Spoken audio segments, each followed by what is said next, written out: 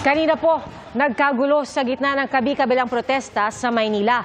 Sa Ayala Bridge, may grupo ng kabataang namato ng bote at bato sa mga pulis at hindi bababa sa 40 ang sugatan. Pasado alas 3 ng hapon ay nagkagulo naman sa panulukan ng Menjola at Legarda sa Sampaloc, Maynila. Nagbatuhan at nagkaroon pa ng pagsabog. Ilan sa mga nakitang kasama sa gulo, mga grupo ng kabataan na nakatakip ang mukha. Niyugyug nila ang mga barikada. May mga sumira pa ng mga motor at traffic light. Nag-water cannon naman ang mga pulis. Ang iba pang detalye, kaugnay ng mga pangyayaring yan kanina, abangan. Maya-maya lang.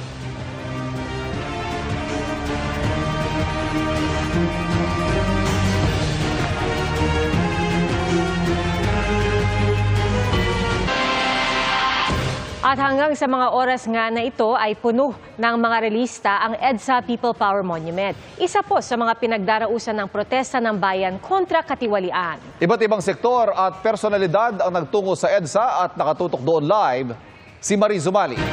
Mariz, anong sitwasyon dyan ngayon? Tingnan nyo dito ang mga taong naandito ngayon. Pia Ivan, ikulong na mga kurakot. Tama na, sobra na, ikulong na. Yan ang nagkakaisa at malakas na panawagan ng mga relistang nagtungo dito sa People Power Monument dito sa EDSA para papanagutin ang mga sangkot sa flood control project scam. At ito ngang mga nagpunta rito ay hindi nagpatinag sa lakas man ng ulan o kahit sa tindi ng sikat ng araw. Ibayin pa natin ang ating pagkakaisa. Maaga nagmarcha at iba pang sektor ng lipunan sa pangunguna ng Tindig Pilipinas, Siklab at Akbayan Youth dito sa People Power Monument para sa Trillion Peso March. Sigaw nila pananagutan ng mga korap at sangkot sa mga anomalya sa flood control project. May mga dumayo pa mula sa probinsya para dumalo sa kilos protesta. Kabilang din sa mga dumalo si dating Associate Justice Antonio Carpio. Marami ring mga pare, madre at mga relihiyoso nakibahagi sa pagtitipon. Nagtaos ng misa na pinangunahan ni Diocese of Cubao Bishop Elias Ayuban at concelebrated na maraming mga pare mula sa iba't ibang dioceses. Bago mag-alas 2 ng hapon, nagmarcha na rin pa People Power Monument yung mga galing EDSA Shrine, kabilang sina Senador Kiko Pangilinan, Senador Bam Aquino, Representative Laila De Lima, mga retired generals, mga artista at iba pang sektor ng lipunan para sa main program. Sinimulan ito ng ecumenical service at interfaith prayer. Isa-isa rin nagbigay ng mga mensahe ang ilang obispo kabilang na si Cardinal Ambo David at iba pang mga personalidad. At bahagi nga ng mga binanggit nila na hindi ito politika, kundi usapin din ng moral at paninindigan. At ang gusto nila maipakita ngayon ay walang tatanggapin ang mga mamamayan kung walang mapapanagot at makakasuhan at kung walang makukulong. At sinabi rin ni Representative Shell Jokno na dapat buksan yung mga SAL-N ng mga opisyal, dapat may sa batas yung House Bill 4453 para bigyan ng ngipin ang ICI at dapat maikulong yung mga sangkot. At panawagan nila sa mga sangkot sa anomalyang ito sa korupsyon, umamin na sila at ilabas ang ninakaw na pera, ibalik sa taong bayan. So hanggang sa mga sandaling ito, Pia Ivan, ay nagpapatuloy pa rin yung kanilang programa, yung kilos protesta. Hindi rin naman nagsisialisan yung mga relista rito.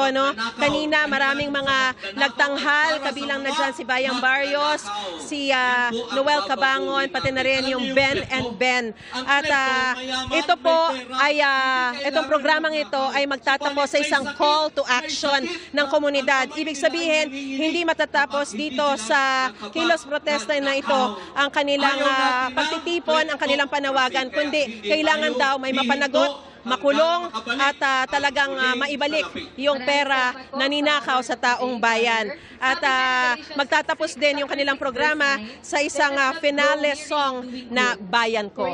So, Pia Ivan, yan muna ang latest sa sitwasyon mula pa rin dito sa People Power Monument sa EDSA. Balik sa inyo dyan. Maraming salamat, Mariz Zumali. HK Radio Shonggang Shou Yinji Chinese Radio. Sumiklab nga po ang gulo sa pagitan ng pulis at ilang grupo sa Ayala Bridge sa Maynila. At may nagsunog ng gulong ng truck at meron pang namato.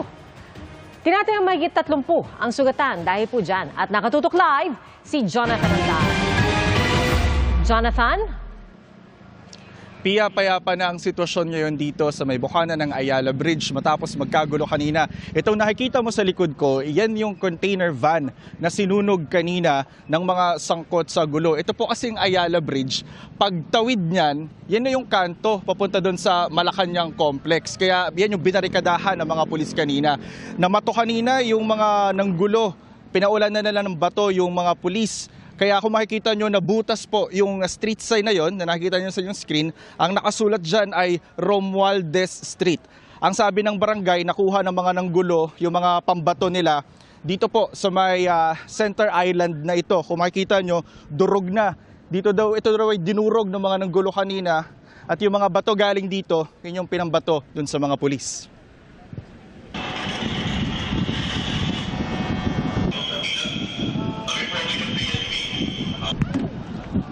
Piya na balot ng usok kanina ang bukana ng Ayala Bridge. Nagsunog kasi ang isang grupo ng mga kalalakihan ng gulong ng container truck na binarikada ng mga pulis. Sabi ng NCRPO, gusto kasi ng mga nanggulo na makapasok sa Ayala Bridge mula Luneta. Pero hinarangan ito ng pulisya dahil kanto na ng Malacanang Complex ang nasa kabilang dulo ng tulay. Kanina, ipinorma ng mga pulis ang kanilang pansalag ng namato ng bato at bote ang mga kalalakihang nakatakip ang mga muka. Ilang sandali lang umabante ang isang grupo ng mga pulis, pinalibutan nila ang isang bombero para makalapit sa container truck at maapula ang apoy. Hanggang nagkatakbuhan na ang pulisya palusob sa direksyon ng mga nanggulong kalalakihan. May dumating kasing dagdag puwersa ng pulisya galing Luneta. Kaya nagpulasa ng mga kalalakihan pero may ilang mga inabutan at pinagdadampot. Ayon sa PNP, nasa 17 individual ang hinuli ng Manila Police. Nasa 30 pulis naman ang sugatan, sabi ng NCRPO. Isa sa kanila ang pulis na tinamaan daw ng likido galing sa ibinato sa kanilang galon na mabaho raw at mapanghe. Sabi ng kagawad sa Barangay 663, ang mga bato at bote na ibinato ng mga nagprotesta galing daw sa mga paso nila sa Barangay Hall at sa mga boteng ibebenta sana nila. Isang pulis naman ang hinimatay raw at dinala pa sa ospital. Isang motorsiklo naman ng pulis ang sinunog daw ng grupo ng mga kalalakihan. Dumating